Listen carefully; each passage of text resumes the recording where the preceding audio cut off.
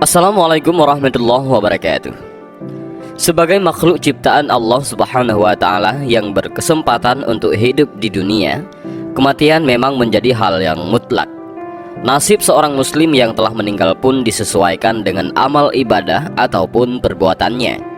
Semakin banyak amalannya, tingkat masuk surga pun di depan mata.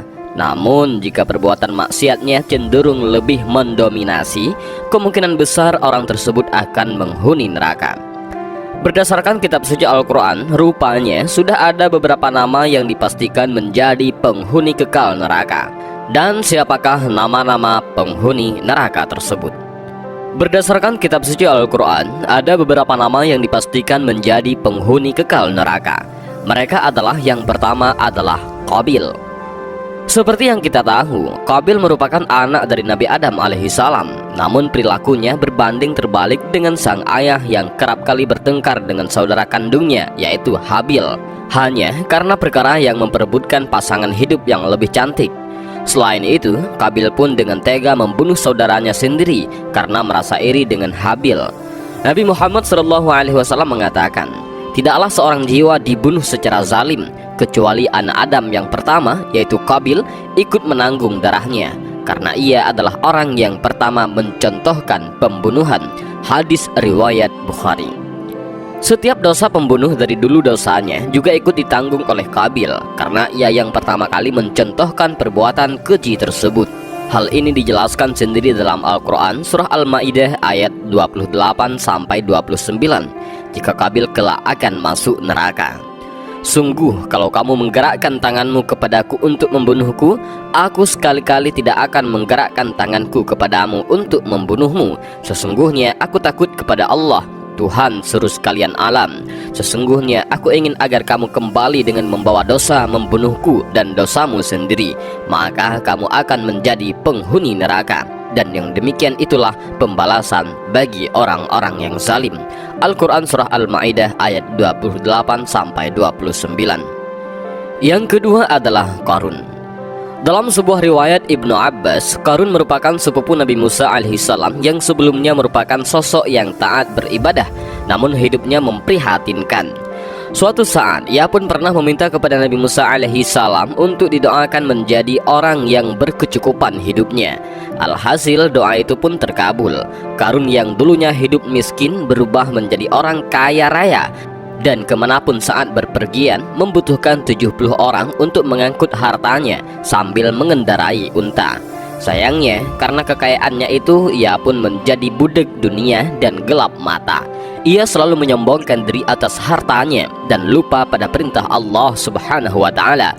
Bahkan ia tak segan menentang Nabi Musa alaihissalam untuk mendoakan kebinasaannya.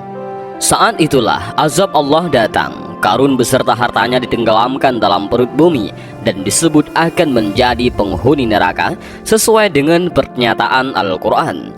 Dan juga Qarun, Firaun dan Haman sesungguhnya telah datang kepada mereka Musa dengan membawa bukti-bukti dengan keterangan yang nyata. Akan tetapi mereka berlaku sombong di muka bumi, dan tiadalah mereka orang yang luput dari kehancuran itu. Al-Quran surah Al-Ankabut ayat 39. Yang ketiga adalah Firaun. Firaun dikenal sebagai raja Mesir yang terkenal sangat kejam. Bahkan ia menolak kebenaran yang dibawa oleh Nabi Musa alaihissalam dan mengaku bahwa dirinya sebagai Tuhan yang esa dan wajib disembah oleh orang-orang.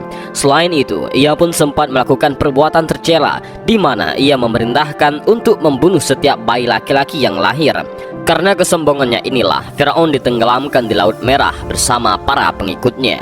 Jasadnya pun tetap utuh dan hingga saat ini dijadikan sebagai pelajaran bagi semua umat manusia bahwa siapapun yang menentang Allah Subhanahu wa Ta'ala akan menerima azabnya. Al-Quran menjelaskan, kepada mereka diperlihatkan neraka pada pagi dan petang, dan pada hari terjadinya kiamat. Lalu kepada malaikat diperintahkan, masukkanlah Firaun dan kaumnya ke dalam azab yang keras. Al-Quran surah Al-Mu'min ayat 46. Yang keempat adalah Abu Lahab dan istrinya, yaitu Ummu Jamil. Meski dia adalah seorang paman Nabi Muhammad SAW, tak membuat Abu Lahab menjadi orang baik. Bahkan ia menjadi penentang utama setiap dakwah yang disampaikan oleh sang keponakan untuk melawan ajaran Nabi Muhammad SAW. Bahkan ia dan istrinya Ummu Jamil seringkali mencelakai keponakannya dengan sengaja menaruh kayu dan tumbuhan berduri di jalan yang biasa dilewati Rasulullah SAW. Selain itu, Ummu Jamil juga dikenal sebagai wanita yang suka mengadu domba. Di akhir hayatnya, Abu Lahab meninggal dalam kondisi yang terburuk. Sekujur tubuhnya dipenuhi bisul dan ia mati terlantar karena tidak ada yang mengurusi jenazahnya. Bahkan nama Abu Lahab beserta istrinya diabadikan dalam Al-Quran surah Al-Lahab. Binasalah kedua tangan Abu Lahab dan sesungguhnya dia akan binasa. Tidaklah berfaedah kepadanya harta bendanya dan apa yang ia usahakan. Kelak ia akan masuk ke dalam api yang bergejolak. Dan begitu pula istrinya, pembawa kayu bakar, yang di lehernya ada tali dari sabut. Al-Quran surah Al-Lahab ayat 1-5. Yang kelima adalah Haman. Haman merupakan orang kepercayaan Firaun. Selain itu, ia dipercaya Raja Mesir sebagai pelaksana proyek pembangunan menara yang bertujuan untuk melihat Tuhan Musa. Bahkan untuk membangun bangunan tersebut, ia memerlukan sistem kerja paksa terhadap warga Bani Israel. Selain itu, Haman juga yang menasihati Firaun untuk menolak misi keagamaan yang dilakukan Nabi Musa alaihissalam. Karena ulahnya inilah, ia dan Firaun tenggelam di Laut Merah. Allah Subhanahu wa Ta'ala berfirman, "Dan sesungguhnya telah kami utus Musa dengan membawa ayat-ayat kami dan keterangan yang nyata kepada Firaun, Haman, dan Qarun. Maka mereka berkata, ia adalah orang ahli sihir dan pendusta. Maka tatkala Musa datang kepada mereka membawa kebenaran dari sisi kami, mereka berkata, bunuhlah anak-anak orang yang beriman bersama dengan dia dan biarkan hidup wanita-wanita mereka. Dan tipu daya orang kafir itu tak lain hanyalah sia-sia belaka." Al-Quran surah Al-Mu'min ayat 23-25. Yang keenam adalah Kan'an. Kan'an adalah anak Nabi Nuh alaihissalam. Meski memiliki ayah seorang nabi, tetapi sifat Kan'an justru berbanding terbalik dengan ayahnya. Ia merupakan seorang kafir, di mana ia selalu menentang ajaran Allah yang dibawa oleh ayahnya. Atas kehendak Allah Subhanahu wa Ta'ala, Kan'an pun mendapat azab dengan cara ia ditenggelamkan di dalam banjir bersama orang-orang kafir lainnya. Kisah Kan'an yang ditenggelamkan oleh Allah Subhanahu wa Ta'ala di dalam banjir pun telah diabadikan dalam Al-Quran surah Hud ayat 42-44. Dan bahtera itu berlayar membawa mereka dalam gelombang laksana gunung. Dan Nuh memanggil anaknya, sedang anak itu berada di tempat yang jauh terpencil.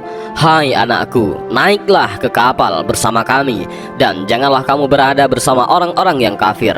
Anaknya menjawab, "Aku akan mencari perlindungan ke gunung yang dapat memeliharaku dari air bah."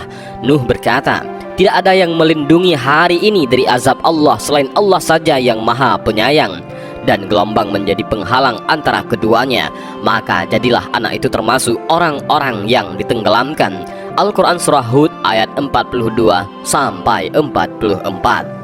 Yang ketujuh, istri Nabi Nuh alaihissalam dan istri Nabi Lut alaihissalam. Meski memiliki suami seorang nabi, namun istri Nabi Nuh alaihissalam dan istri Nabi Lut alaihissalam ini merupakan sosok istri pembangkang. Mereka berdua mengkhianati suaminya dan enggan untuk mengikuti ajaran yang dibawa oleh sang suami yang datang dari Allah Subhanahu wa Ta'ala. Dan bahkan mereka juga menentang dan menjadi penghalang atas kenabian sang suami. Kedua istri Nabi ini pun diancam oleh Allah Subhanahu wa Ta'ala menjadi penghuni kekal neraka. Nabi Nuh alaihissalam dan Nabi Lut alaihissalam pun tak bisa membela istrinya dari azab Allah. Allah Subhanahu wa Ta'ala membuat istri Nuh dan istri Lut sebagai perumpamaan bagi orang-orang kafir. Keduanya berada di bawah pengawasan dua orang hamba yang soleh di antara hamba-hamba kami. Lalu kedua istri itu berkhianat kepada suaminya masing-masing. Maka suaminya itu tiada dapat membantu mereka sedikit pun dari siksa Allah. Dan dikatakan kepada keduanya, masuklah ke dalam neraka Jahannam bersama orang-orang yang masuk Jahannam. Al-Quran surah At-Tahrim ayat 10. Yang kedelapan adalah Azar. Azar merupakan ayah dari Nabi Ibrahim alaihissalam. Walaupun anak kandungnya seorang nabi pilihan Allah subhanahu wa ta'ala, tetapi Azar justru menyembah patung yang dipahatnya sendiri. Selain menyembahnya, ia pun membuat dan menjual belikan patung hasil karyanya untuk dijadikan sesembahan. Oleh sebab itu, Azar pun termasuk salah seorang penghuni kekal neraka. Nabi bersabda, pada hari kiamat kelak, Nabi Ibrahim alaihissalam bertemu dengan ayahnya Azar, sementara wajah Azar hitam kelam dan berdebu. Lantas Nabi Ibrahim alaihissalam berkata kepadanya, bukankah saya pernah melarangmu agar tidak durhaka kepadaku? Ayahnya menjawab, hari ini aku tidak akan durhaka kepadamu. Lalu Nabi Ibrahim alaihissalam berkata, ya Rob, sungguh engkau telah berjanji kepadaku agar engkau tidak menghinakan aku pada hari mereka dibangkitkan. Lalu kehinaan apalagi yang lebih hina daripada keadaan ayahku yang dijauhkan dari rahmatmu? Lantas Allah subhanahu wa ta'ala berfirman, sesungguhnya aku mengharamkan surga bagi orang-orang kafir. Selanjutnya ditanyakan kepada Nabi Ibrahim alaihissalam, wahai Ibrahim, apa yang ada di bawah kedua kakimu? Beliau pun melihat ke bawahnya. Ternyata di situ terdapat sosok anjing hutan yang berlumur kotoran, terlihat sedang bertunduk.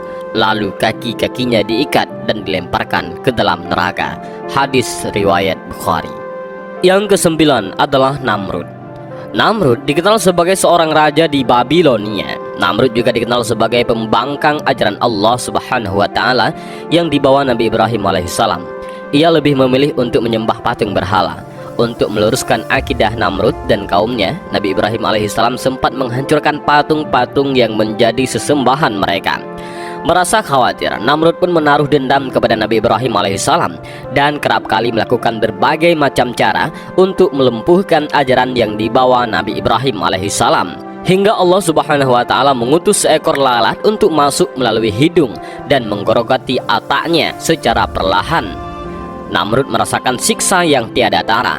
Tiap saat ia selalu memukul kepalanya dengan tongkat kecil untuk menghilangkan rasa sakit akibat gigitan lalat. Setelah 400 tahun dalam siksaan itu, Namrud pun meninggal tetap dalam kekufuran. Dan inilah sedikit video tentang 11 nama penghuni neraka. Mudah-mudahan dari kisah ini kita bisa mengambil beberapa pelajaran dan hikmah, dan juga mudah-mudahan video ini bermanfaat bagi kita semua. Amin ya rabbal alamin. Allahu a'lam bishawab. Assalamualaikum warahmatullahi wabarakatuh.